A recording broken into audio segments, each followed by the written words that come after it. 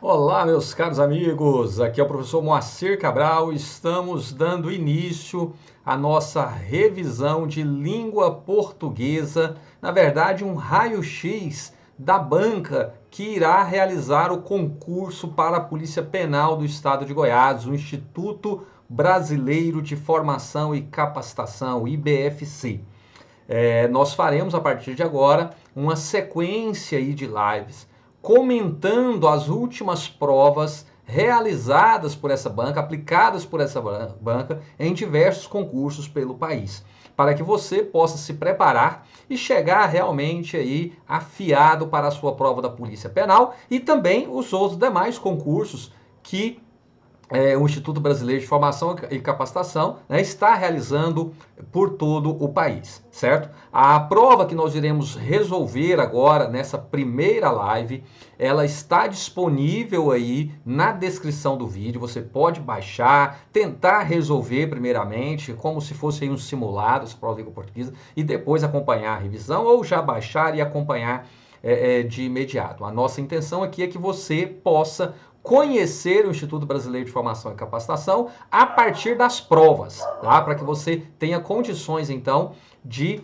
assimilar os principais tópicos cobrados pelo IBFC na prova de língua portuguesa, certinho? Então, vamos deixar aí, né, de conversa e vamos partir para o que interessa, tá? Para a nossa revisão aí do IBFC 2024. Beleza? Bom, meus caros, a prova que eu separei para vocês aqui foi uma prova já aplicada agora em 2024 para a prefeitura, um concurso da prefeitura de Fortaleza. Fortaleza, belíssima capital aí do estado do Ceará. Bom, a prova de língua portuguesa, como acontece, né, praticamente em todas as provas, você tem ali um texto e a partir desse texto são elaboradas algumas questões da prova. Essa prova em específico, tem um detalhe, ela trouxe apenas um texto. Né? Às vezes a banca pode trazer mais de um texto, mas nessa aqui foram 10 questões de língua portuguesa, na verdade 9 de língua portuguesa e uma de redação oficial, bem tranquila também. Mas nós tivemos nessa prova somente um texto de fácil leitura, fácil compreensão. E já vai a primeira dica para vocês, tá? A tendência da banca, a tendência, viu? Não estou afirmando categoricamente isso, mas a tendência da banca é que ela cobre de vocês mais a parte de compreensão do que a interpretação de texto. Alguém pode perguntar, mas Moacir, qual é a diferença entre compreender e interpretar? Bom, a compreensão está no nível que da leitura ali do texto de superfície. Você é capaz de ler o texto e extrair dele alguns dados, algumas informações. Já a interpretação, não, ela exige que você associe as informações do texto com a sua experiência de leitura, para que ao final, então, possa produzir um sentido, certo? Então é mais ou menos por aí. Vou fazer aqui um breve exemplo com você para que você possa diferenciar a compreensão da interpretação. Eu sempre uso isso na sala de aula e dá certo. Olha só, imagine que eu chegue para você e fale o seguinte, olha só, estamos como o Titanic, mas ainda podemos mudar a direção. Veja bem, se eu falo isso para você, né, estamos como o Titanic, mas ainda podemos mudar a direção. Ora, se você, né, ao ouvir a palavra Titanic, e isso não faz nenhum sentido para você, você não conhece, você não sabe do que se trata, falta-lhe então repertório para interpretar a minha fala. Observe que isso que eu estou falando, para que você entenda, para que você compreenda isso, é necessário que você tenha informação prévia. E que informação prévia é essa? Você tem que saber que o Titanic ele foi um transatlântico construído aí há mais de um século e que ele, na sua primeira viagem, ele naufragou. Ele se chocou contra um iceberg e naufragou. E observe como eu digo, então, assim, né? Estamos como o Titanic. Ou seja, estamos aí em vias de colisão, né, de naufragar, mas ainda podemos mudar a direção. Ou seja, né, algo que pode ser evitado, né, ter aí o mesmo fim trágico do Titanic. Então vejam que para que você pudesse interpretar essa minha fala, era necessário que você já tivesse uma informação prévia sobre o que era o Titanic, o que aconteceu com esse navio.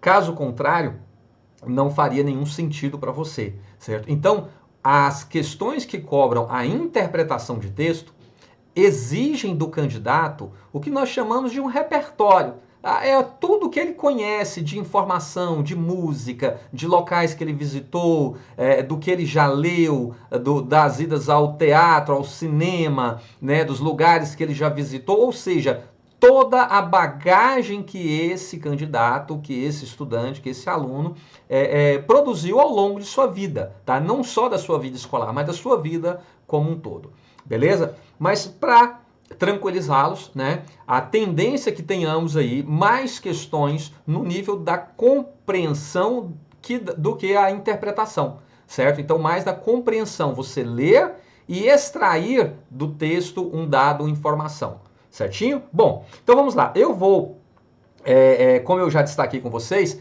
essa prova ela está aí no link, está na descrição do vídeo. Você vai baixar essa prova aí, tá? Para fazer a leitura. Ou então você vai simplesmente pausar aqui, né? Eu coloquei nos slides também o texto. Eu vou avançando aqui. Você pause e vá fazendo a sua leitura, certinho? Eu não farei essa leitura agora com vocês para otimizarmos aqui o nosso tempo.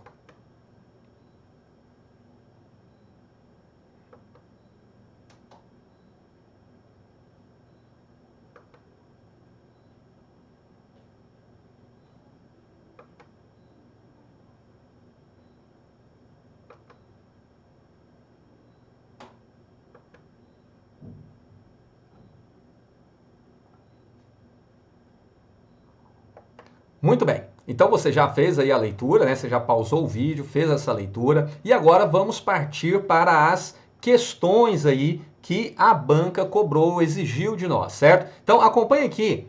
Olha só que legal essa primeira questão, meus caros, tá? Essa primeira questão ela colocou para nós o seguinte: assinale a alternativa que preencha corretamente as lacunas apresentadas no texto.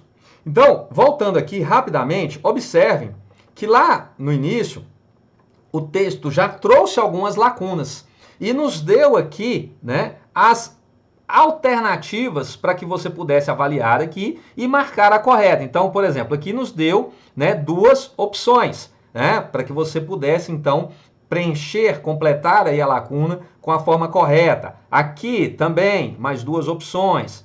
Aqui novamente, certo? Então, o que ele está querendo, exigindo de você agora é o quê? É a correta, o correto preenchimento ali das lacunas. Então, vamos lá, olha só. Queridos, observem bem.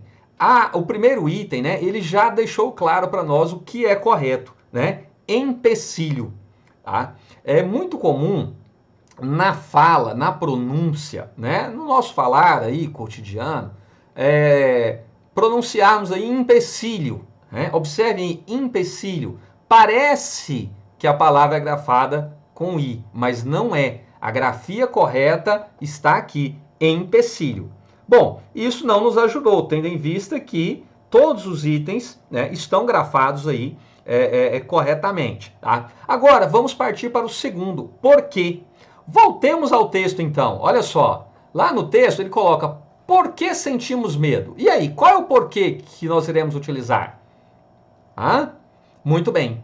Nós estamos tratando aqui, meus caros, do porquê como uma interrogação, tá? O porquê interrogativo. No começo da frase, ele é sempre separado, tá? Preste atenção, ele é sempre separado, possuindo aí esse caráter interrogativo e sem acento, tá? Nós temos aí a preposição por, tá? A preposição por, certinho? Mais o pronome interrogativo que. Então, o porquê no início de frase aí, com pergunta, lembre-se, ele é separado. Essa aqui eu tenho certeza que você também acertou, tá? Bom, mas ainda não seria suficiente para encontrarmos a nossa resposta, né? Agora, vejam só que legal o terceiro ponto aqui, ó, mal-estar. Observe que ela nos deu duas opções, não é? Mal-estar, mal com L e mal com U, tá? Caríssimos, por favor, não vamos cair em nenhuma pegadinha quanto a isso, tá? Esse mal-estar aí é o mal-estar com L, tá? É um substantivo masculino que é grafado com hífen, tá? Substantivo masculino aqui, devidamente grafado com hífen, está correto, tá certo? Então, fique muito claro para você, tá? Mal-estar.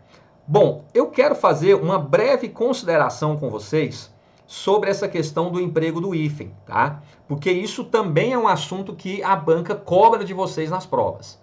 Fatalmente, nós teremos na nossa prova uma questão abordando o emprego do hífen. Então, nesse caso, mal-estar. O que diz a regra geral? A regra geral, ela nos diz o seguinte, que quando você tem primeiro elemento mais um segundo elemento iniciado com H, usa hífen. Ou segundo elemento, ou um elemento mais um segundo elemento, tá? Mais um segundo elemento iniciado com a mesma letra do fim do prefixo, tá? Do fim do prefixo, tá? Então, nesses casos, sempre com hífen. Sempre com hífen. Se o segundo elemento, então super-homem. Por que super-homem é com hífen? Porque o segundo elemento começa com H, certo? Anti-inflamatório. Por que anti-inflamatório é com hífen? Porque o segundo elemento, inflamatório, começa com a mesma letra do final do prefixo. Fora isso, a regra geral nos diz o quê? Que junta tudo, tá? Junta tudo. Por isso que autoestima, autoescola, contra-cheque, junta tudo. Observem que nós não temos aqui essas condições para o emprego do hífen. H e a mesma letra do fim do prefixo. Aí você vai perguntar, mas Moacir, então aqui, mal-estar, não era para ser tudo junto? Por que não será grafado tudo junto? Por que nós temos o hífen aí? Caríssimos, observe que se você eliminar esse hífen aqui, olha a pronúncia que ficaria. Malestar. Malestar. E a pronúncia não é essa, é mal-estar. Então, aqui nós temos o uso do hífen por uma questão de eufonia, tá? Para a manutenção da pronúncia correta. O mesmo acontece, por exemplo, meus queridos, por exemplo, olha só, no caso da palavra gira mais sol, né? Que vira girassol. Ora, junta tudo, não é? Junta tudo. Mas observe que se eu juntar tudo, vira girasol. Por quê? O S entre vogais tem som de Z. Aí, no caso de girassol, o que acontece? Nós temos o quê? Dobra-se o S para manter a pronúncia. Então, por uma questão de eufonia. Então, vai a dica aqui para vocês, certo? A questão do emprego do hífen, nós temos ali uma regra geral. Essa regra geral ela não abarca todas as situações, tá? Nós temos algumas particularidades, certo? Além da questão da eufonia, do bom som, de manter-se ali a pronúncia correta do vocábulo, não é? Interessante isso, não é isso? Tá? Então, fiquem ligados nesse tópico. Então, já matamos aqui mal-estar. E, por fim, nós temos aqui, meus caros, olha só, plateia. Observe bem aqui a grafia, então, correta do vocábulo plateia, meus caros. Olha só, preste atenção, os ditongos abertos, tá? Os ditongos abertos, ei, eu, oi, eles serão acentuados somente nas palavras, tá? Oxítonas, monossílabas e oxítonas, não mais nas paroxítonas. Por isso que plateia, a partir do novo acordo ortográfico, não é acentuado. Ideia, assembleia, jiboia, tá? Então, esses ditongos em palavras paroxítonas não são mais acentuados. São acentuados somente nas palavras monossílabas e nas palavras oxítonas, ou seja, aquelas que têm a última sílaba pronunciada com maior intensidade. Beleza? Então, este é um assunto muito cobrado também nas provas de concursos, tá?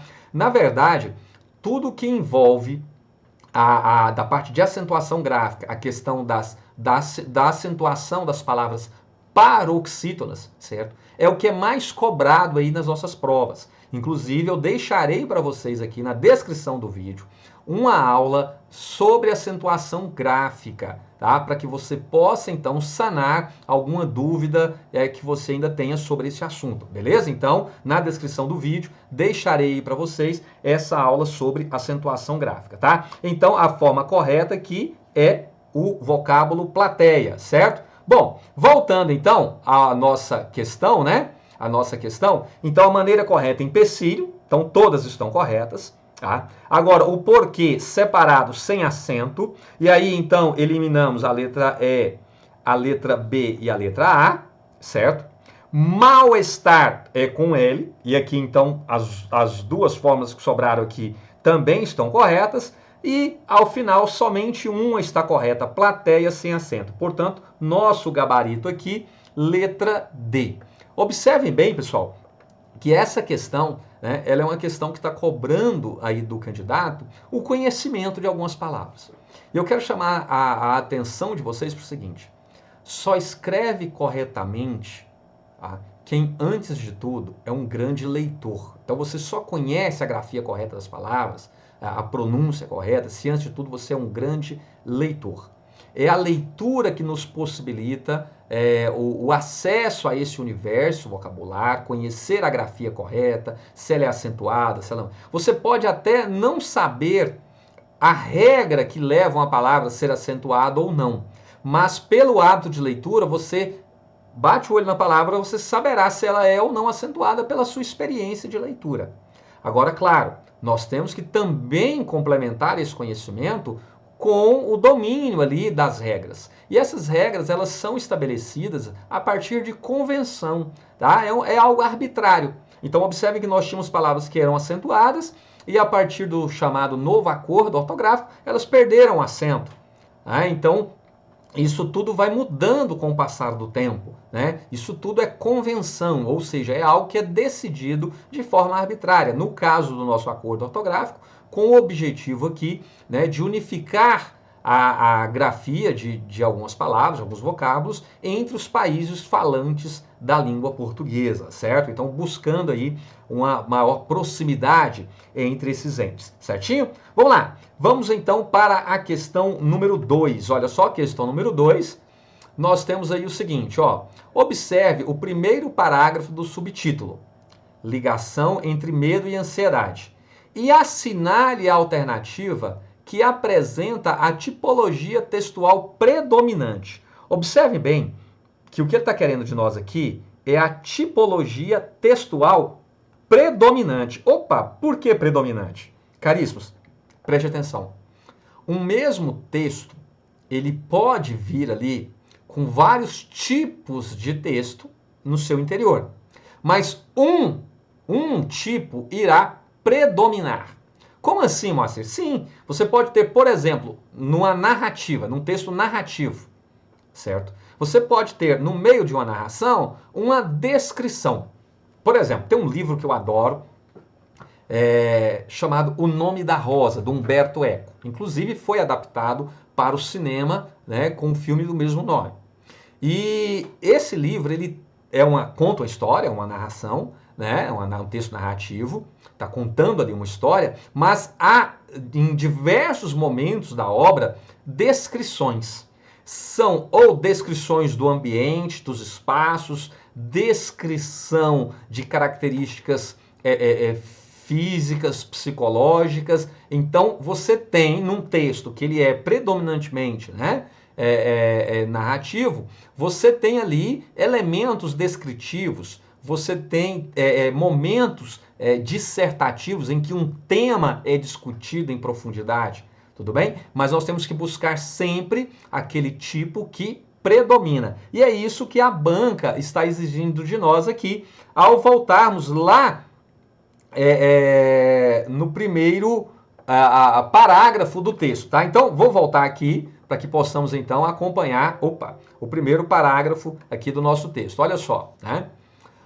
O medo é um sentimento natural e necessário para a sobrevivência humana, ou seja, não devemos fugir dele. No entanto, tal sensação pode tornar debilitante quando passa a governar nossa vida. Psicólogos explicam que a ansiedade tem forte ligação com o medo, posto que ela transforma momentos corriqueiros em verdadeiros cenários de filmes de terror.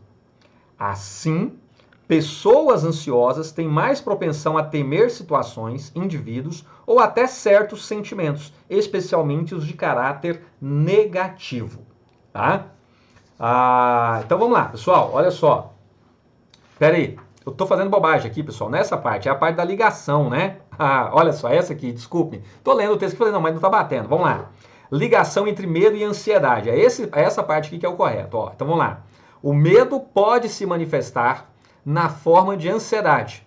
Uma pessoa com medo de se envolver romanticamente com outra, por exemplo, fica nervosa durante primeiros encontros, apreensiva ao pensar no futuro da relação e ansiosa ao considerar a possibilidade de um rompimento. Ela fica temerosa em relação ao futuro e cenários cuja possibilidade de acontecer é quase inexistente.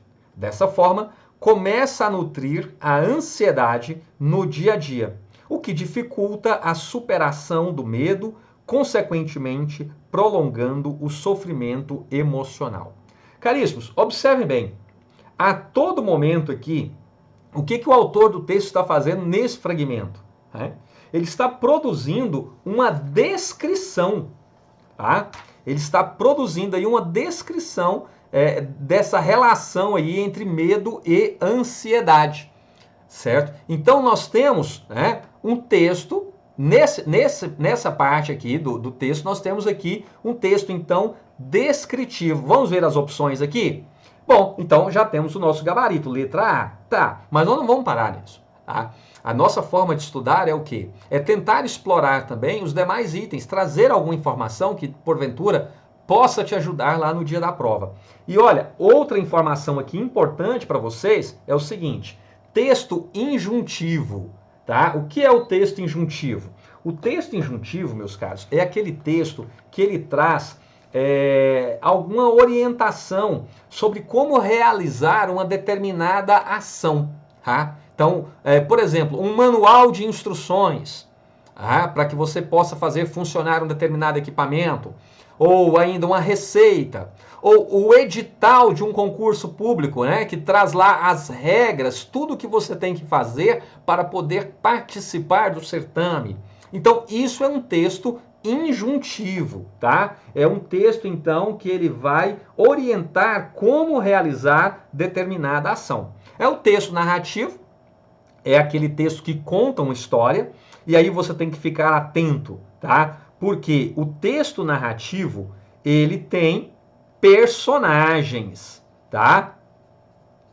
Ele tem personagens, né? Ele tem um espaço, um local onde essa história se desenrola, tá? E a narração, ela normalmente, ela tem o quê? Ela tem início, meio e fim, né? Ela pode ter ali um fim, tá certo? Então, muito atento a isso. E ela conta uma história, tá? Então, há uma característica aí dos verbos também no passado, né? Ou seja, você está contando algo que aconteceu, é algo que está no passado e que você, então, está contando. Essa é a característica, né, brevemente aí, do texto narrativo. Queridos, o texto dissertativo, você tem que lembrar, ele é sempre um texto temático, tá? O texto dissertativo, ele é sempre um texto temático. É aquele texto que aborda um determinado assunto de forma específica, tá? De maneira a tentar esclarecer, a elucidar um determinado assunto, tá certo? Então, ele é sempre um texto temático, ele aborda um tema específico, beleza? E a argumentação, né, na verdade, é você apresentar razões ou para confirmar uma ideia, ou para refutar uma ideia. A argumentação é basicamente isso, tá? Você apresentar o seu ponto de vista, ou apresentar os argumentos, apresentar os fatos que possam sustentar uma determinada a afirmação, uma determinada ideia, ou possa ainda negá-las, tá? E aí você precisa de argumentos para isso.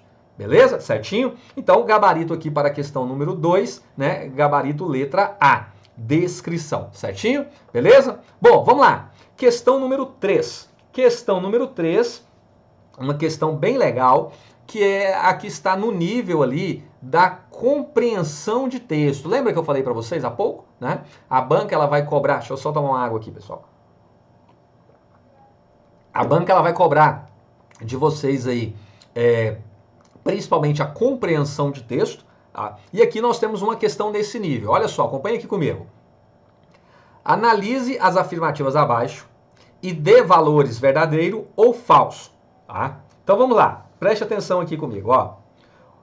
A primeira, o medo sempre foi um sentimento que causa insegurança, portanto não deveria existir. Ora, o texto diz isso?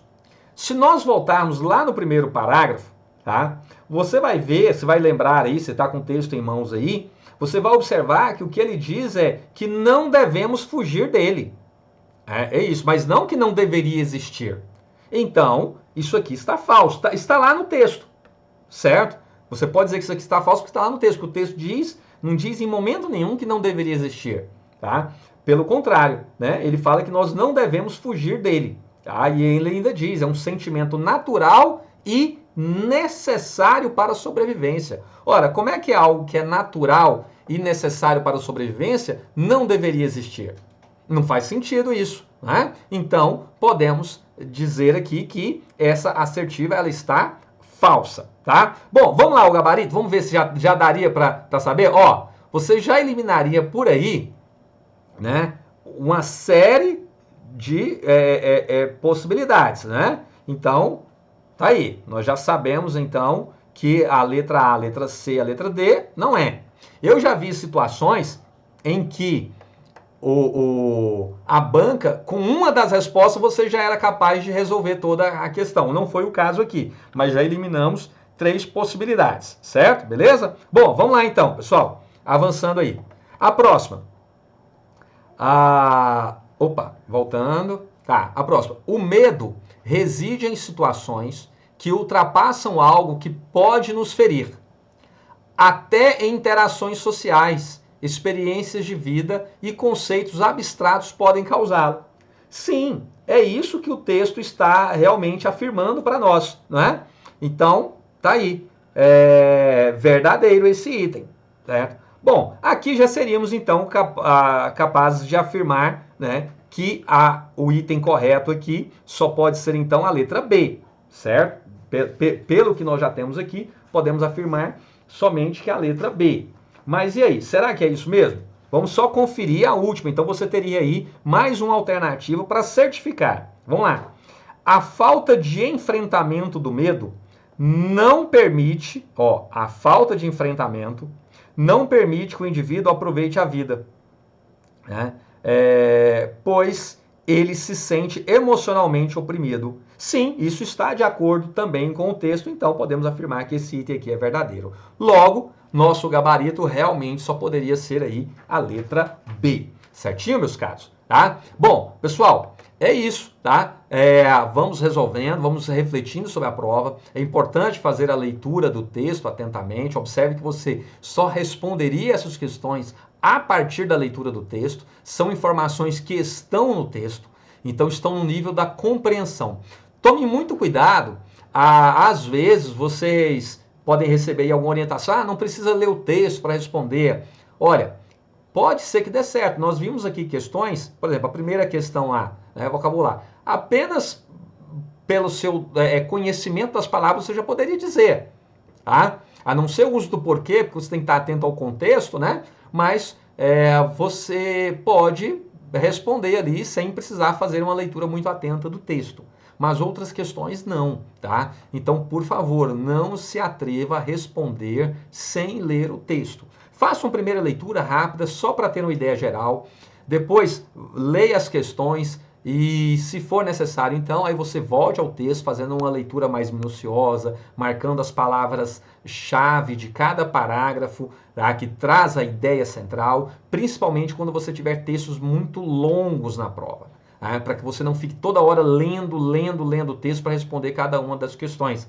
né? Se você já marca isso ali numa leitura prévia, ficará muito mais fácil. Você vai saber, opa, esse parágrafo está falando disso. Então, na hora que você deparou com a questão abordando aquele assunto, você já sabe exatamente, você já marcou o parágrafo em que aquele assunto está sendo abordado, beleza? Então, isso fará toda a diferença aí, tá? Tempo, tá? Numa prova, o tempo é um fator importante. Tá? As provas têm ficado cada vez mais extensas, cansativas, e se o candidato não fizer ali uma boa gestão do tempo, ele acaba se complicando, tendo dificuldades para concluir a redação, né? Então, uma série de problemas aí. E eu não quero que isso aconteça com vocês. Certinho? Beleza? Tá, pessoal? Então, vamos lá. Avançando aí, galera.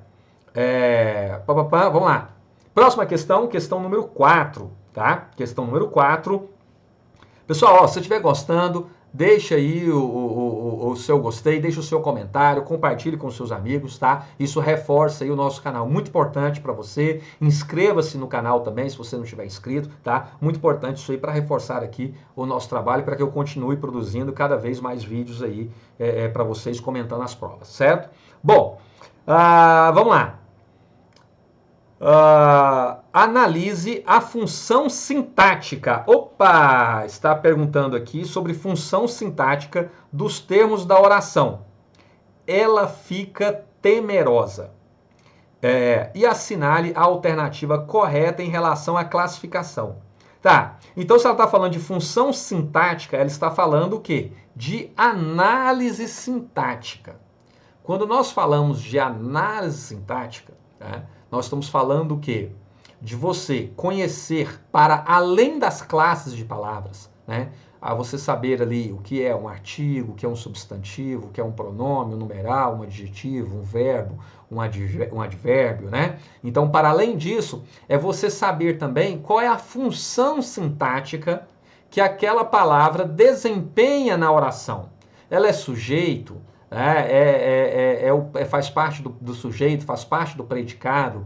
Esse predicado é um predicado verbal, é um predicado nominal. Determinada palavra é um complemento verbal, é aquilo que nós chamamos de objeto, é um objeto direto, é um objeto indireto, é um complemento nominal. Tá? Então, você tem que dominar tudo isso.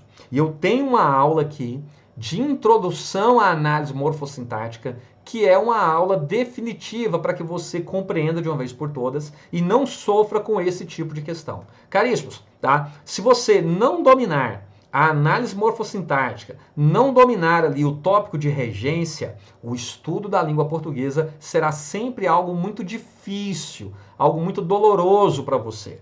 Então, se você sente dificuldade, se você sabe que tem essa dificuldade, tá? Pare tudo. Assista essas duas aulas que eu vou deixar aqui na descrição para vocês. A aula de análise morfossintática, tá? Introdução à análise morfossintática, ela está dividida em 2 blocos, e mais a aula de regência, que aborda o tópico de regência verbal e regência nominal.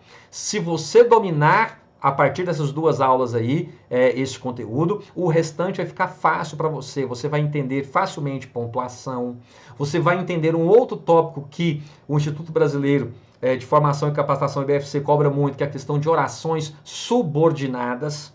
Tá? Se você não tiver o domínio, nada disso vai.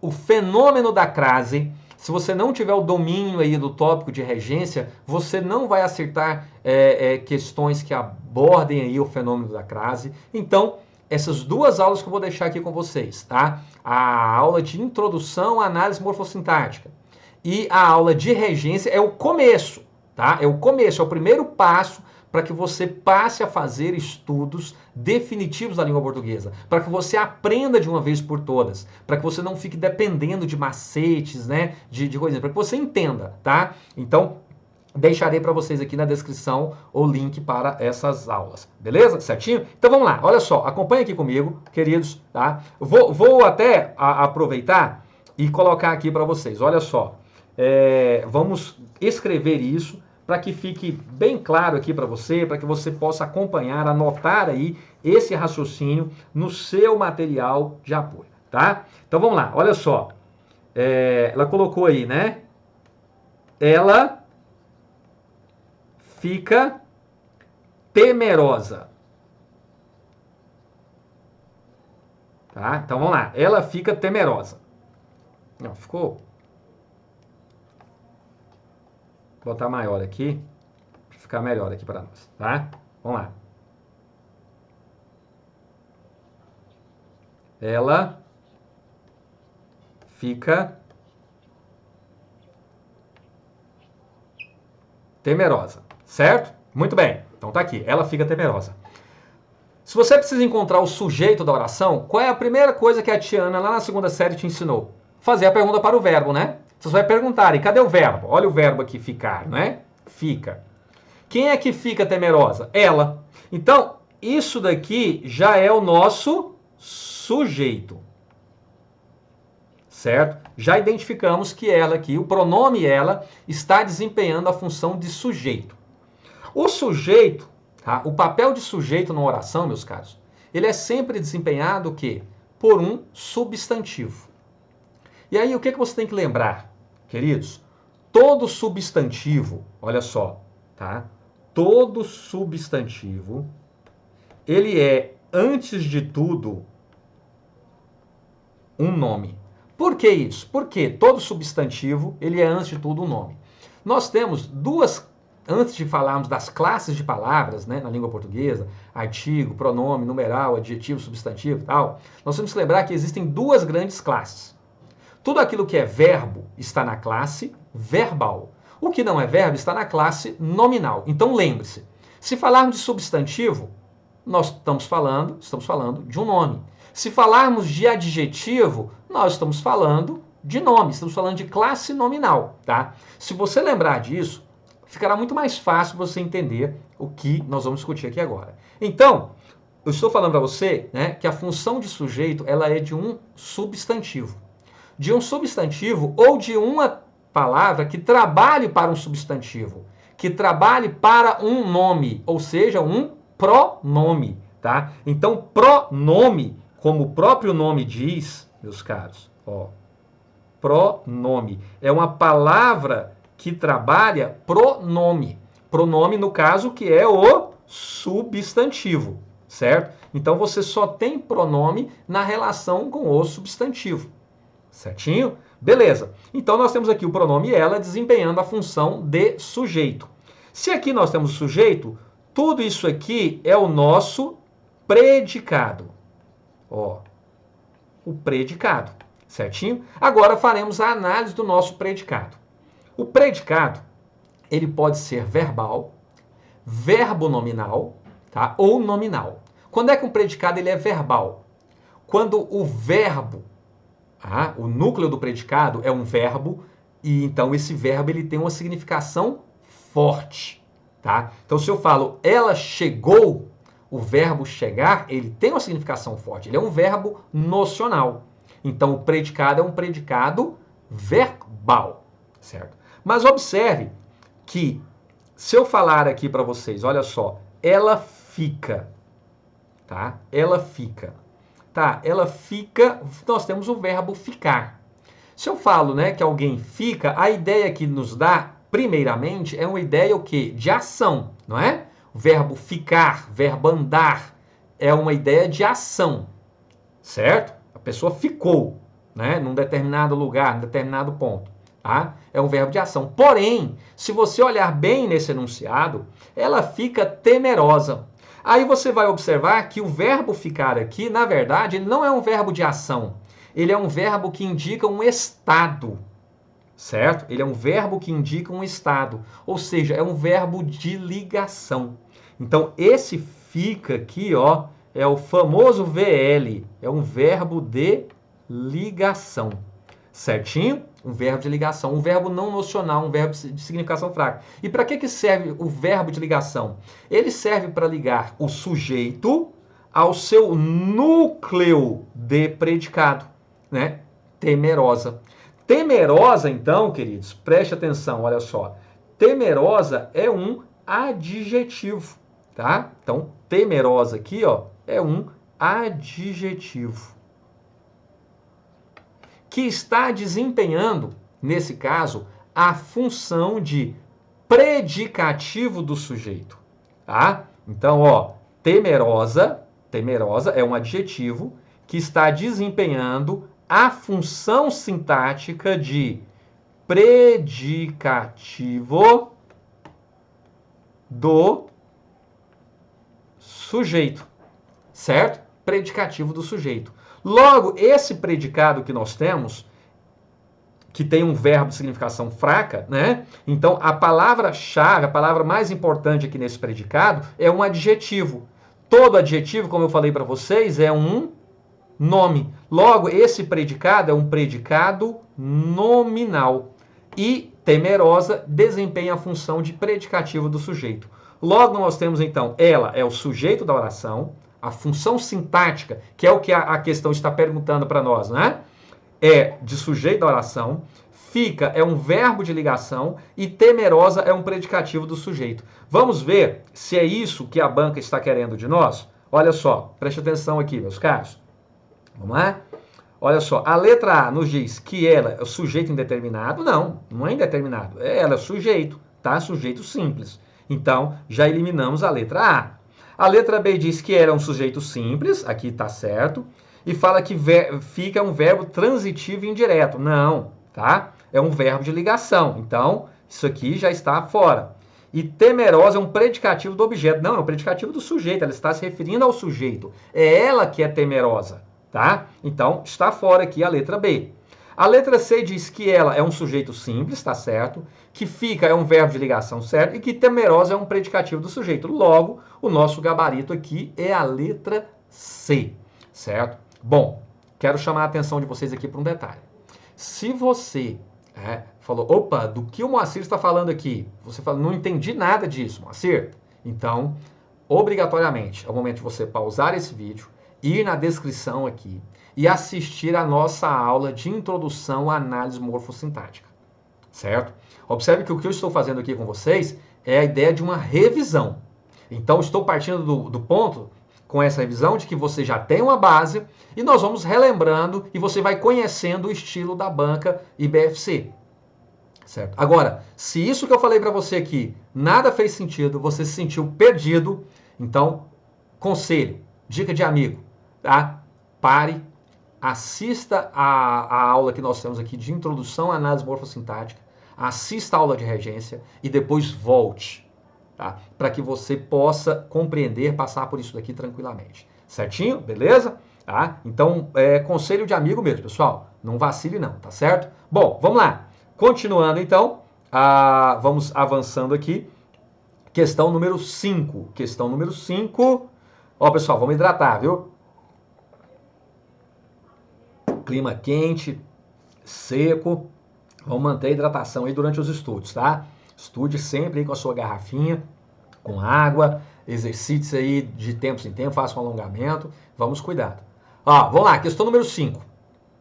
No fragmento, psicólogos explicam que a ansiedade tem forte ligação com o medo. Assinale a alternativa correta em função da análise sintática das orações. Olha só. Mais uma questão abordando aqui a análise sintática. Tá vendo, pessoal? Se você não dominar a análise sintática, você não vai avançar no Instituto Brasileiro de Formação e Capacitação, nas provas do BFC. Na verdade, em prova de língua portuguesa nenhuma, tá? Então, essa é a base, tudo bem? Bom, então ela quer saber a alternativa correta quanto à função da análise sintática das orações. Ela já deu uma indicação para você aqui que ela está abordando o quê? Período composto das orações, tá? Porque nós temos aqui, ó, os psicólogos explicam, né? Então temos aqui o verbo explicar. Quem explica, explica algo, não é? Que a ansiedade tem forte ligação com medo. Olha, apareceu outro verbo aqui. Lembre-se, né? Todas as vezes que você tem ali, né, mais de um verbo, né, em um período, você tem então um período composto. Cada verbo compreende então uma oração. Se você tem um período com mais de um verbo, você tem então um período composto. Se você tem um período com apenas um verbo, tá, você tem um período simples. Mais de um verbo, você tem então um período composto. Esse período composto, ele pode trazer para você aí orações que são coordenadas, tá? orações que estão ali, né, ligadas uma à outra, porém o sentido de uma não depende da outra, tá? Então você não estabelece entre elas uma relação de dependência para que compreendam a outra. Isso é uma oração coordenada. Dito isso, nós já vamos eliminar aqui algumas possibilidades. Olha só, eu acabei de falar para você que oração coordenada é aquela em que cada oração mantém o seu sentido que autônomo, independente uma da outra. Então vamos lá. Se eu falo para vocês, né? Psicólogos explicam, tá? Que a ansiedade tem forte ligação com o medo. Se eu parar aqui, psicólogos explicam. Tem sentido para você? Não, não é? Porque quem explica, explica algo. Eu poderia falar para vocês que os psicólogos explicam a mente humana. Quem explica, explica algo. Explica o quê? A mente humana. O verbo explicar, ele pede um complemento, tá? E a mente aí seria, então, o complemento para o verbo. Nós teríamos apenas um objeto, um complemento verbal, que é chamado de objeto. Nesse caso, um objeto direto. Certo? Bom, mas vejam que não é isso que acontece. Eu não tenho ali um substantivo desempenhando a função de complemento. Eu tenho outra oração desempenhando o papel de complemento. Então, essa aqui é a chamada oração principal e essa aqui é a chamada oração subordinada. Por que ela é subordinada? Esta oração principal, ela exige outra que lhe complete o sentido. Então vejam que essa segunda oração, ela está subordinada à primeira. Daí então, estarmos aqui tratando não de uma oração coordenada. Já eliminamos então como possibilidade de resposta a letra A e a letra E. Só lembrando disso, que orações coordenadas são orações que, né, elas têm ali uma relação entre elas, mas não é uma relação de dependência para que você entenda uma a outra. Tá? Uma não depende da outra para que ela seja compreendida. Então já eliminamos. Observe que nós temos aqui uma oração que depende de outra para que o sentido fique completo. Então, estamos abordando um tópico aqui de oração subordinada. Tá certo? Estamos tratando aqui especificamente de um caso de oração subordinada. Agora vem a chave para vocês, queridos. Você só vai entender esse tópico se você compreender isso daqui. Eu tentarei, tá, de uma forma bem tranquila, apenas introduzir. Essa explicação que eu farei, tá, como eu venho afirmando para vocês ao longo da nossa aula, é em caráter de revisão, certo? Se você não domina a análise sintática do período simples, você não vai dominar a análise sintática do período composto. Tá? Você não vai dominar as orações subordinadas, a análise das orações subordinadas. Por isso que eu falei para você, a importância dessas duas primeiras aulas, introdução à análise sintática e regência. Sem essas duas aulas, você não irá entender as aulas que eu tenho aqui de oração subordinada e que eu deixarei o link aqui para vocês. Certo? Beleza? Mas vamos lá, eu vou tentar fazer uma breve revisão com vocês aqui. Observe, nós vamos abordar aqui o que é mais comum na prova, que é a análise, o estudo das orações subordinadas substantivas, tá, pessoal? As orações, elas podem ser subordinadas, né? Elas podem ser substantivas, adjetivas ou adverbiais. O que é mais cobrado de nós, nas provas, de maneira geral, são as orações subordinadas substantivas. E que foi o que a banca trouxe aqui nessa questão. Preste, por favor, bastante atenção nessa questão aqui que eu estou trazendo, nesses exemplos que eu vou trazer aqui para vocês, tá? Quando eu digo desejo, né? Desejo, quem é que deseja? Eu desejo, né? Não está subentendido aqui o pronome eu, né? Eu desejo algo, né? Desejo o quê? Desejo a tua felicidade, certo? Então, se eu falar para você apenas eu desejo, você vai falar, não, Moacir, não faz sentido. Desejo o quê? Quem deseja, deseja algo. Desejo a tua felicidade. Observe que nesse caso aqui, nós temos como núcleo aqui desse complemento o substantivo felicidade. Tá? temos aqui felicidade, que é um substantivo. Certo? Muito bem. Agora, posso falar isso de outra maneira, né? Desejo que sejas feliz. Opa! Observe bem que agora eu tenho aqui um verbo completando o sentido dessa primeira oração, desse primeiro desejar aqui. Então aqui eu tenho uma oração principal, tá? Que exige então um complemento. Não basta eu falar para você, eu desejo. Desejo que sejas feliz. Então, como essa oração ela vem completar o sentido da primeira, ela é chamada então de uma oração subordinada. Certo? E observem que ela está desempenhando o papel do quê? De um substantivo, não é? Então, ela é uma oração subordinada, ó, substantiva. Está claro para vocês? Tá? Bom, isso aqui não é tudo. Eu estou fazendo ainda uma análise parcial, só para introduzir. Então, aquilo que tem um papel de substantivo, né, para completar aqui, nesse caso eu tenho uma oração. Então, essa oração, ela é uma oração subordinada substantiva. Beleza? Ficou claro isso para você? Agora, vamos avançar um pouco mais, tá? Nessa análise aí dessa oração subordinada. Depois voltaremos lá na questão, tá? Observe bem, foi muito importante que você participasse da reunião. Olha só, foi muito importante. Se eu falar para você apenas isso, não fica faltando alguma coisa, não é? Foi muito importante que você participasse da reunião. Ou ainda, observe bem, que você participasse da reunião foi muito importante. Se você tiver alguma dúvida, troque tudo que está aqui por isso. Ó. Isso foi muito importante. O que foi muito importante? Isso. Observe bem que ele está desempenhando, então, o papel de sujeito para a nossa oração principal. Então, quando nós temos uma oração que está desempenhando o papel de sujeito para a oração principal, nós temos aqui, então, uma oração subordinada, substantiva, subjetiva. Está claro isso para vocês?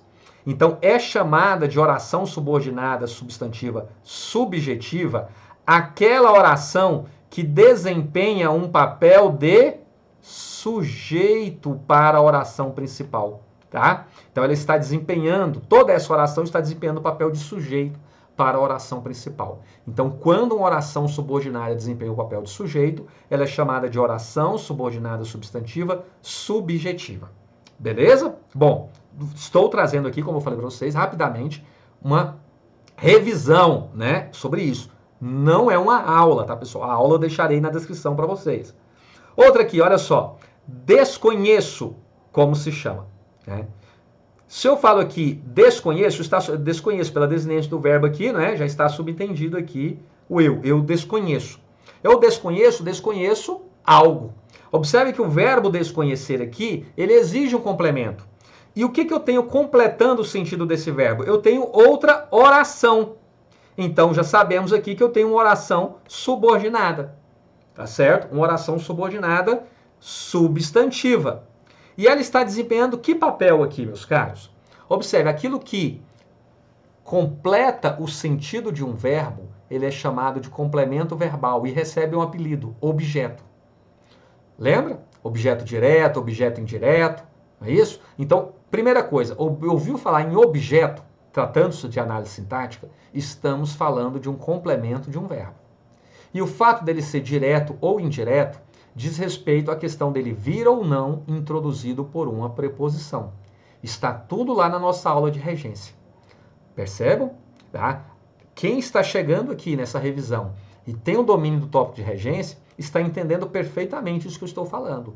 Quem não tem, então é aquela dica, meus caros. Pare tudo, vai entender a análise, a introdução à análise morfossintática, entenda o tópico de regência para que você possa entender a oração subordinada. Senão, você não irá avançar.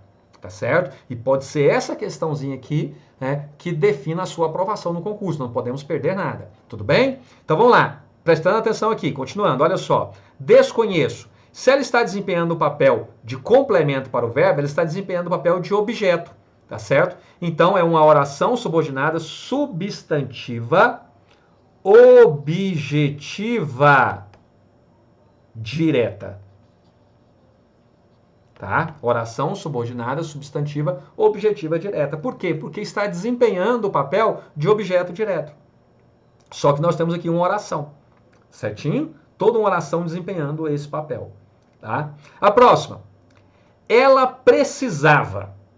Ó, preste atenção. Ela precisava. Quem precisa, precisa de algo, não é? Tá? Então, quem precisa, precisa de algo. O verbo precisar exige que o complemento venha introduzido por uma preposição. E observe que aqui, né, nós não temos aqui, por exemplo, ela precisava de trabalho ou ela precisava de comida. Vamos supor, ela precisava de comida. A comida, o substantivo, né, desempenhando aí o papel de objeto indireto, já que está introduzido por uma preposição. Mas vejam, não é isso que nós temos toda uma oração desempenhando o papel de complemento para o verbo precisar, que está introduzido por uma preposição. Logo, o que nós temos aqui é uma oração subordinada, substantiva, objetiva, indireta. Perceberam a diferença? Por que que essa é objetiva direta e essa é indireta? Por quê? Essa oração liga-se à sua oração principal, né, por meio da preposição de. Aqui não, liga-se diretamente, sem auxílio de nenhuma preposição. Certinho? Legal, né? Agora, veja bem, essa próxima aqui, ó. Temos certeza. Quem tem certeza de algo, não é? Olha só, certeza é um substantivo, meus caros. Temos aqui o substantivo certeza, que ele não tem o quê? Um sentido completo. Opa, falei em substantivo. Você vai lembrar que um substantivo ele é, antes de tudo, um nome, não é isso? Né? Todo substantivo ele é, antes de tudo, um nome, tá? Então, preste atenção nisso, meus caros. Tá? Ele é, antes de tudo, um nome. Então, observe bem. Se esse nome não tem sentido completo, ele precisa de um complemento. E observem que nós temos aqui uma oração que está servindo como complemento. Então, temos uma oração subordinada, substantiva, ó.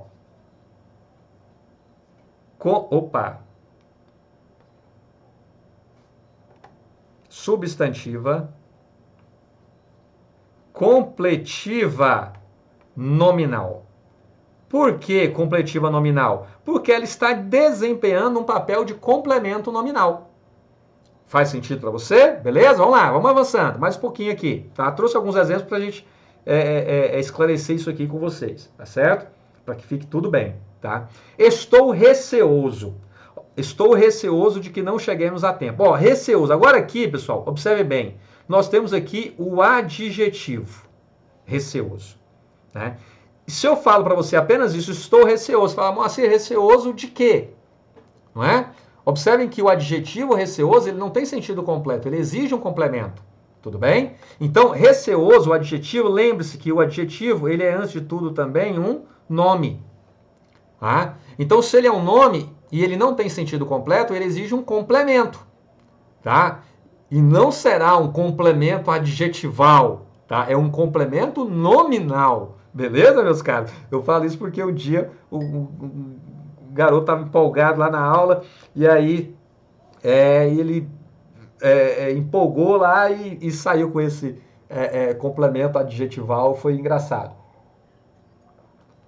Mas vamos lá, tá? Então, trata-se aqui de uma oração subordinada, substantiva, completiva nominal. Completiva nominal. Por quê? Porque ela está desempenhando o papel de complemento nominal. Legal, não é? Olha só. É certo que ele não vem. Observe bem, que ele não vem é certo. Compreendeu? Ó, que ele não vem é certo. O que é certo? Que ele não vem. Então, isso aqui tudo está desempenhando o quê? O papel de sujeito da oração principal, tá? Então, se está desempenhando o papel de sujeito, nós já vimos isso daqui, trata de uma oração subordinada, substantiva, subjetiva, tá? A oração que desempenha o papel de sujeito para outra oração, ela é chamada de subjetiva. Agora, veja aqui a diferença, ó. O certo é, ó, o que é o certo? Aqui nós já temos, então, o sujeito. Então, isso aqui não vai ser mais sujeito, como no anterior, mas sim o predicado, tá certo? Faz parte do predicado. E o que nós temos aqui? Nós temos aqui o verbo de ligação, tá? Temos aqui o verbo de ligação. Então, nesse caso, quando você tem verbo de ligação, o que você tem depois é um predicativo do sujeito. Tá? Nesse caso, nós temos uma oração subordinada, substantiva, predicativa. Fechou? Beleza? Predicativa. E por fim, para fecharmos aqui os exemplos que eu separei para vocês, né? Quero somente isto. Quero somente isto. Isto o quê? Que você aprenda português. Então temos aqui uma oração, né? Que está explicando tudo isso daqui, tá? Ora, você já estudou, né, que aquilo que vem para explicar um termo anterior também é chamado também de aposto, não é? Então, vejam só, nós temos aqui uma oração subordinada, substantiva, tá? Oração subordinada, substantiva, apositiva, tá certo? Que ela está desempenhando a função de aposto. Bom, feitas essas considerações, vamos voltar então ao enunciado aqui. Né? Psicólogos explicam. Tá? Então temos aqui o verbo explicar, que não tem sentido completo, ele está exigindo um complemento. Quando um verbo ele pede um complemento, ele pede o quê? Um objeto. Só que nós não temos aqui um objeto, nós não temos apenas um substantivo para completar o sentido. Nós temos toda uma oração. Logo, trata-se aqui, né, de uma oração subordinada, substantiva, objetiva, direta. Certo? Então, qual é a opção aqui que nos dá, né, aí o gabarito dessa questão, meus caros? E aí, você já é capaz de achar essa resposta, então? Gabarito para nós, letra B, não é? Oração principal e oração subordinada, substantiva, objetiva, direta. Beleza? Gabarito aqui para nós, letra B. Queridos, vamos lá. É fácil? Cara, não. Vou falar para você, não, isso aqui é muito fácil. Não, não é. Tá? Porque exige de você um conhecimento prévio da análise sintática do período simples e o conhecimento também sobre o tópico de regência. Tá? Por isso que eu falei para você, você não vai avançar no estudo da língua portuguesa se você não tiver esse estudo prévio. E eu tenho certeza que se você assistir às aulas que eu deixarei para vocês aqui na descrição desse vídeo, abordando aí, né, eu coloquei lá, introdução à análise morfossintática e o tópico de regência, aí você vai entender a oração subordinada, seja ela substantiva, adjetiva, adverbial. Você vai entender o fenômeno da crase. Tá? Você vai entender as questões também de pontuação que tem relação com a questão sintática diretamente. Então, tudo isso. Tá? Então, observe bem que é um conhecimento que ele é base para os outros campos, tá? Que você precisa também dominar para ter êxito aí na sua prova. E olha, um conselho aqui. Se você sente que tem essa dificuldade na língua portuguesa, tá? Em algum momento você vai ter que parar e falar assim, olha, eu preciso estudar tudo isso. Tá? Eu preciso realmente aprender. Então você vai sentar aí, vai reservar algumas horas durante umas 2 semanas que seja ali e vai estudar, vai assistir às aulas, vai resolver exercícios para que você possa avançar. Porque senão você vai ficar sempre naquela angústia, sempre sofrendo, faz o simulado, vai mal, vem a prova, sai mal. Então não perca mais tempo, tá? Não perca mais tempo. Dedique-se ao domínio da língua portuguesa. Isso vai facilitar o estudo das outras disciplinas também. Se você dominar bem isso, você irá compreender melhor os estudos também, os materiais das outras disciplinas. Então, por favor, não negligencie o estudo da língua portuguesa. Até porque você precisará também empregar tudo isso lá na sua prova discursiva. Se você for fazer uma prova que tenha também a prova discursiva, que tenha a prova de redação, você precisa dominar a estrutura morfossintática da nossa língua para que você seja bem avaliado também nesse tópico, tá? Lá no seu concurso, beleza?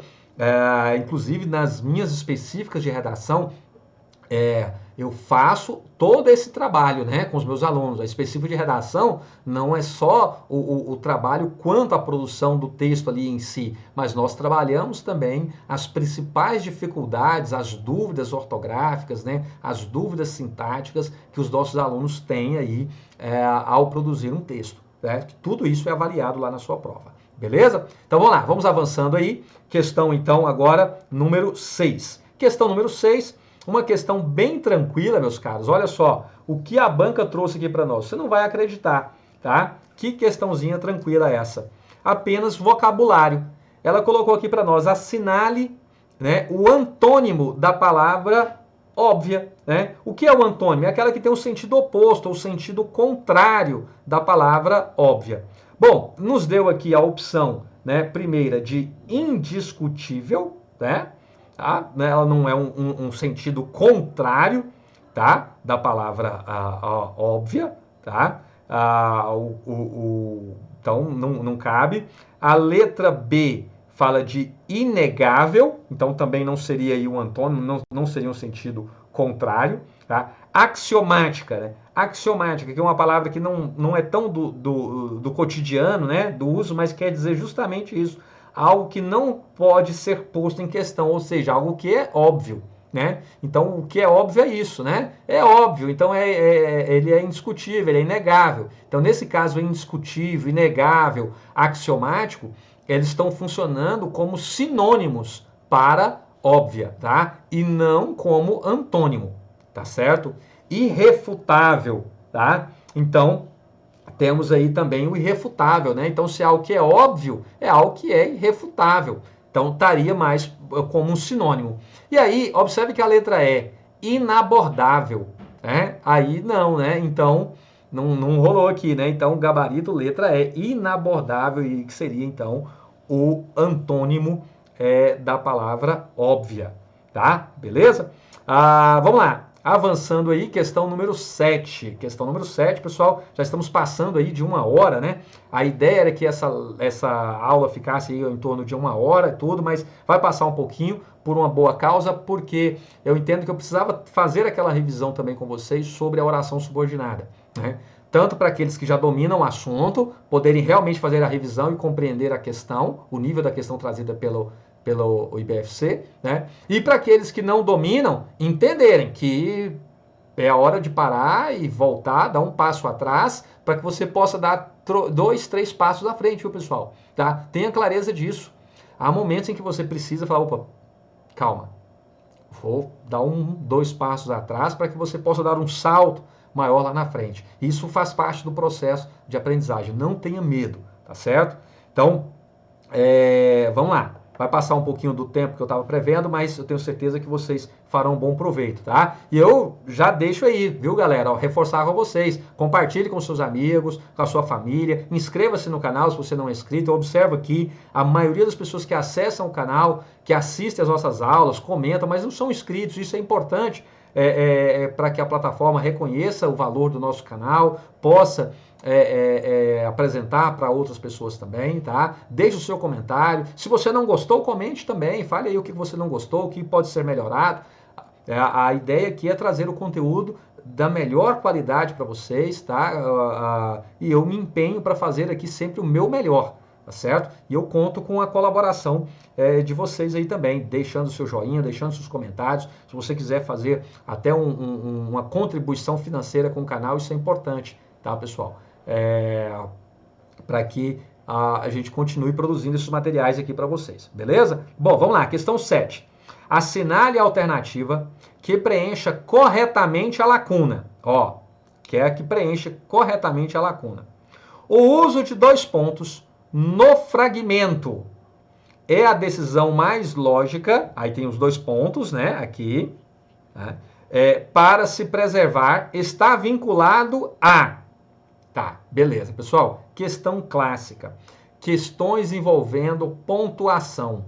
Muito comum o quê? Primeiro, cobrar o emprego da vírgula, certo? É uma das questões mais cobradas. E o emprego dos 2 pontos, certo? Muito cobrado também. Nesse caso aqui, a banca fez a opção por cobrar e exigir de nós o conhecimento acerca do uso dos 2 pontos. E observe que eu vou trazer para vocês aqui alguns exemplos e voltaremos então à questão para que você possa resolvê-la, tá? Observe bem, olha só.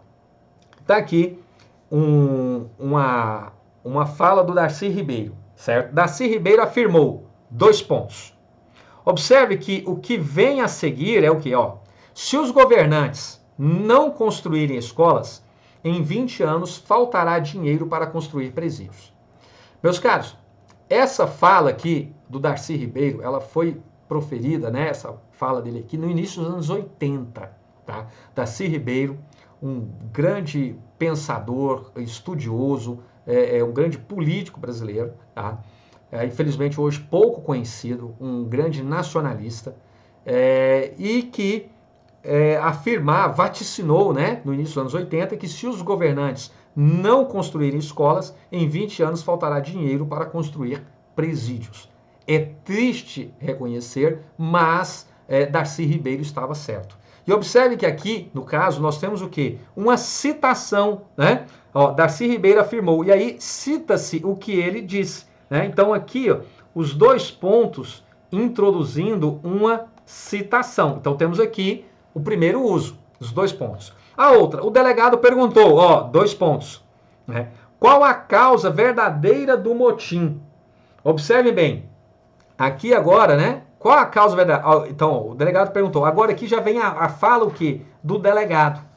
Aqui nós temos o chamado texto narrativo, né? Então, os 2 pontos aqui, eles servem também para anteceder, para abrir a fala de um personagem, tá? Então, observem bem, olha só.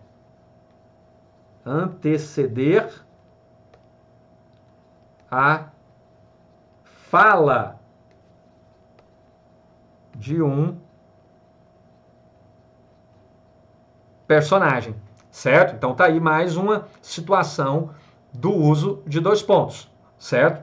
Outra, olha só. Fui à feira e comprei, olha aqui, 2 pontos, uva, maçã, melancia. Observe que aqui está enumerando os itens, né, que foram lá adquiridos na feira. Então nós temos aqui, meus caros, uma enumeração, tá? Os 2 pontos aí introduzindo uma enumeração, outro uso aqui, certo? Bom lá, para fechar então, ó, bem-aventurados são os pássaros que não, 2 pontos, são os pássaros, né? Não pensam em liberdade porque voam nela sem idade. Observe bem que aqui, né, ela está o quê? Explicando por que os pássaros são bem-aventurados, né? Eles não pensam em liberdade porque voam nela sem idade, tá? E ainda mais, ó, devassaram-lhe o domínio palmo a palmo, desentulhando valos, esmiuçando grotas. 2 pontos, nada, tá? Então você pode ter os 2 pontos aí para esclarecer ou concluir, tá? Então aqui nós temos, né, justamente para isso, para esclarecer ou concluir, né, algo que já foi ali explicitado, né? Então, ó, devassaram-lhe o domínio, palmo a palmo, desentulhando valos, esmiuçando grotas, e nada. Então já tinha falado que tinha sido, e ele vai lá então e reforça, né, esclarecendo que não encontrou nada, passando por tudo isso. Então, para esclarecer ou concluir. Então, observe bem que são os diferentes usos aí dos 2 pontos. E agora voltemos então, né? O uso dos 2 pontos no fragmento é a decisão mais lógica.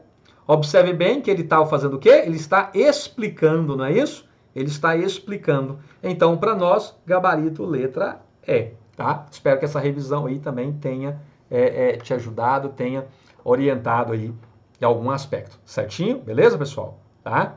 Bom, vamos lá. Continuando aí, meus queridos, a questão número 8. Questão número 8, já estamos nos aproximando aí do final. Questãozinha tranquila, meus caros, cobrando acentuação gráfica. Ó, as palavras a seguir fazem parte da mesma regra de acentuação. Imaginárias, cenários, exercícios. Assinária. Ele quer saber aí qual é a regra, né? Qual é a regra que possibilitou a acentuação de imaginárias, cenários e exercícios. Imaginárias, cenários, exercícios. Queridos, nós temos aqui a regra da acentuação das paroxítonas terminadas em ditongo, tá? Então, gabarito para nós, letra D, certinho? A acentuação das paroxítonas terminadas em ditongo. Sobre acentuação gráfica, observem duas questões aqui que abordou. A primeira, né, que trouxe lá a plateia, né, que estava abordando outros assuntos também, e agora especificamente uma questão abordando acentuação gráfica. Caríssimos, a acentuação das paroxítonas é um dos itens mais cobrados em provas de concurso quando aparece acentuação gráfica. Então, se você tem alguma dificuldade ainda sobre acentuação gráfica, deixarei aqui para vocês na descrição, tá?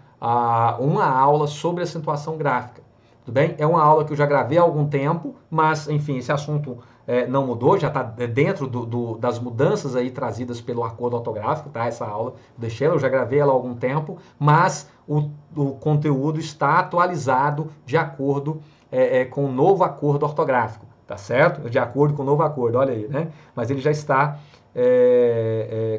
de acordo aí realmente com o novo acordo. Certinho? Que não é tão novo assim mais, né? Já está valendo, para valer mesmo aí, né? Já está vigorando aí para valer há mais de 10 anos, tá? Então, vamos lá. Prestem atenção nisso, tá? A regra de acentuação das paroxítonas, tá? É o assunto mais cobrado quando aparece o tópico de acentuação gráfica aí nas nossas provas, beleza? Então, se você tiver dúvida, como eu disse, deixarei para você aí na descrição do vídeo esse material, tá certo? Bom, vamos lá, pessoal. Questão número 9, tá? Durante a vida, tive muitos medos. Então, consultei um terapeuta caríssimo e descobri que, por caridade, ele, você vai completar, assistia antiético e sessões, tá? Assistia um parente meu ou assistia a um parente meu? Tá dando aqui duas possibilidades para nós. Tá? Achei muito antiético. E aí, antiético, tudo junto, com hífen, sem hífen, né? Separado, como é que fica? Tá? E ainda, né? E desistir das sessões. E aí, desistiu das sessões com S, aqui você cedilha, tal, e aí? Você sabe? Você domina isso? Bom, galera, a primeira questão aqui, muito importante, regência.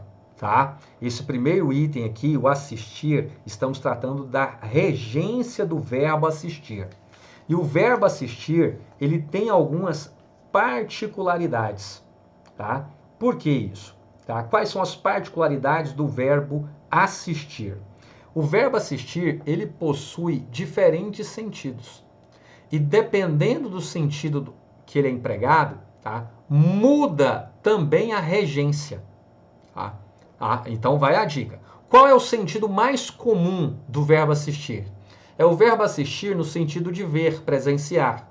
E quem assiste no sentido de ver, presenciar, assiste a alguma coisa. Por isso que você fala assistir, né, de acordo com a norma culta, né? Assistir ao filme. Esse ao filme, esse a, é a preposição exigida pelo verbo assistir no sentido de ver. A contração ao é a preposição a mais o artigo o para o substantivo masculino filme. Então, assistir ao filme. Eu sei que no dia a dia, né, no falar coloquial, é comum as pessoas falarem assim, assistir o filme, sem a preposição. Porém, isso não está de acordo com a norma culta da língua portuguesa. Então, o verbo assistir ele é muito cobrado em provas de concurso. Agora veja, eu estou falando do verbo assistir no sentido de ver, presenciar. Agora, se ele for empregado no sentido de dar assistência, aí já é diferente. Observe bem, nesse caso aqui, ó, por caridade, ele assistia um parente meu. O assistir aqui um parente meu é no sentido de dar assistência. E aí já muda. O verbo assistir no sentido de dar assistência, ele não exige, então, a preposição, tá? Ele é um verbo transitivo direto. Então, ele não exige a preposição. Então, já eliminamos aqui a letra B e eliminamos a letra D, tá? A letra D. Agora, vale ressaltar com vocês, tá? O verbo assistir, ele também pode apresentar outros sentidos, o sentido de ser de direito, ou ainda no sentido de residir. Se é no sentido de ser de direito, aí ele novamente exige a preposição a. Se é no sentido de residir, não, tá? E esse residir, tome muito cuidado. Se eu não me engano, teve um concurso da Polícia Penal, não sei se foi 2015 e tal, caiu isso, né? E usou o verbo assistir no sentido de residir. Galera, muito cuidado. Não é usual o emprego aí do verbo assistir no sentido de residir. E a banca trouxe isso e muita gente errou, tá? Então lembre-se, né? Nós temos também o verbo assistir no sentido de residir. Se eu falo para você, assistimos em Goiânia, né? Então quem assiste no sentido de residir, assiste em algum lugar. Nós temos aí uma adjunta adverbial de lugar, né? Assiste em Goiânia, então indica um lugar. Beleza? Então, nesse caso, ele é um verbo intransitivo, tá? Ele não exige um complemento, mas você vai ter ligado a ele ali, né, um adjunto adverbial de lugar, certo? Então, vai mudando tudo isso daí. Fiquem atentos aos sentidos que as palavras podem assumir. Então, nós temos aqui no sentido, né, de assistência, então, sem preposição, tá? Já eliminamos a letra B e a letra D, certo? Agora, achei muito antiético. Observem bem. Antiético. Eu falei para vocês, agora há pouco, né, que quando você tem um prefixo mais o segundo elemento, se o segundo elemento foi iniciado com H ou a mesma letra do fim do prefixo, tá? Com a mesma letra do fim do prefixo, sempre com hífen. Fora isso, a regra geral, junta tudo. Então, aqui nesse caso, ó, segundo elemento, começa com H? Não. Começa com a mesma letra do final do prefixo?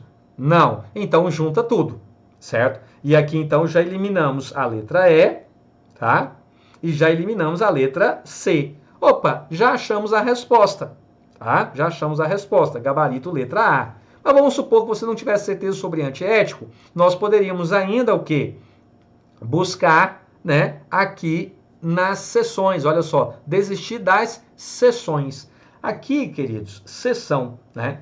A seção aqui, né, com essa, o primeiro caso aqui, o primeiro emprego, que é o correto, diz respeito aqui a uma reunião, a um espaço de tempo, tá? Já essa grafia aqui, ó, de seção, ela indica, ó, vamos colocar aqui, ó, tempo, né? Uma das indicações aqui, tempo.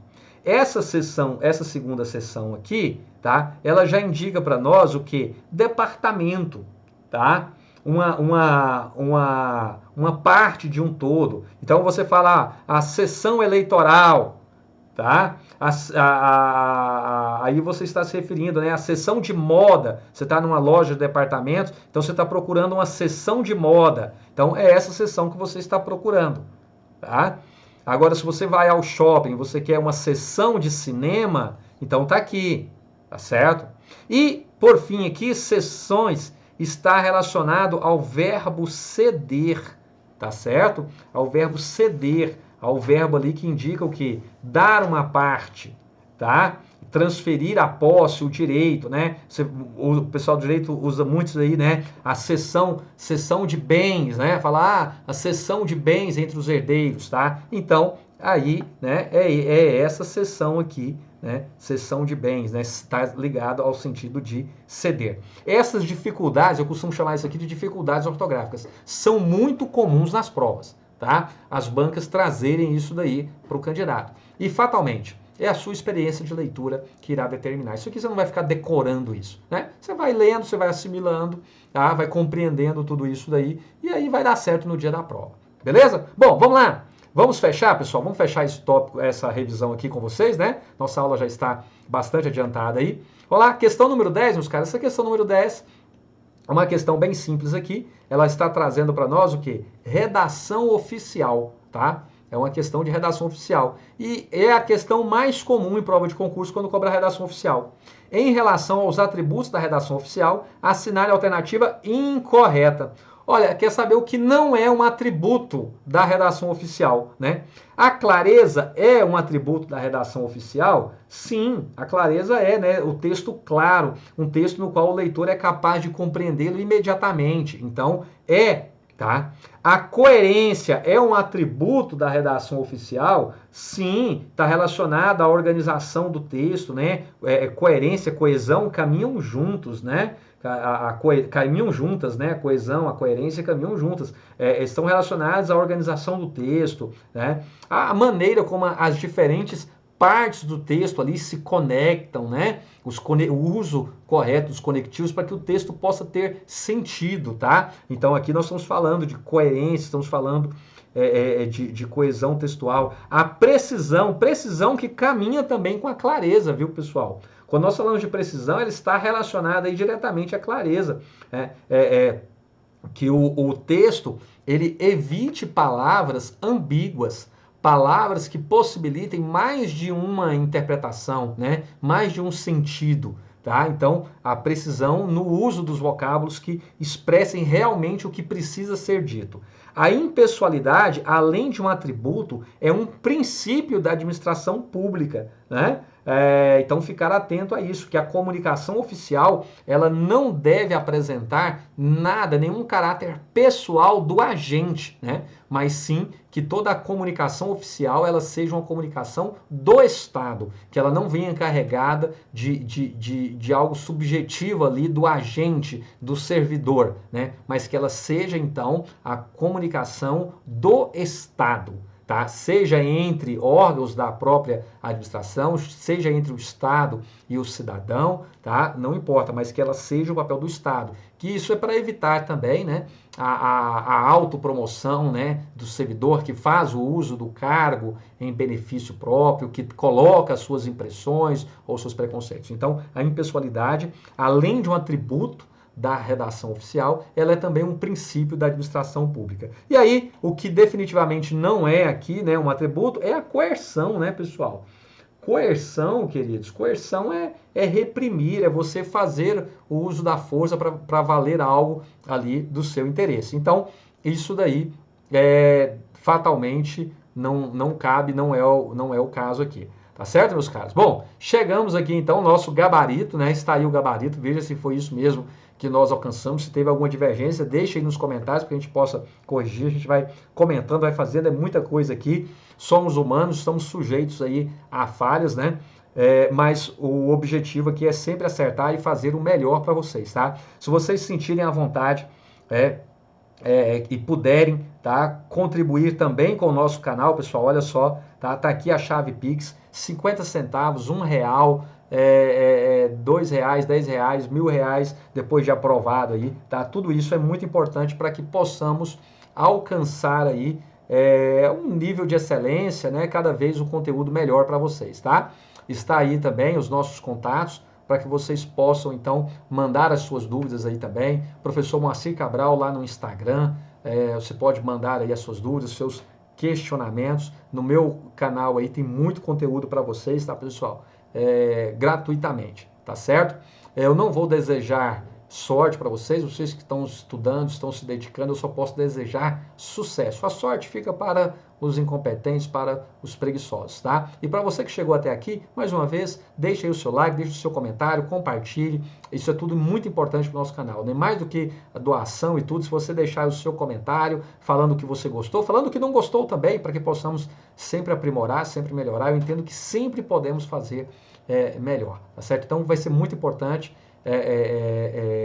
ler os comentários de vocês, ver as opiniões de vocês sobre esse conteúdo, tá? E mandem sugestões também, se tem uma prova que você gostaria de ver comentada, se tem uma questão específica do Instituto BFC, eu farei agora, né, uma sequência de lives aí, toda semana vou disponibilizar um conteúdo, uma prova nova comentada para vocês aí, do Instituto Brasileiro de Formação e Capacitação, tá? Então, que isso aí possa auxiliá-los nessa trajetória rumo à aprovação. Beleza? Então, vamos lá, vamos descansar um pouquinho. Boa morte a todos e até a nossa próxima aula. Avante, avante!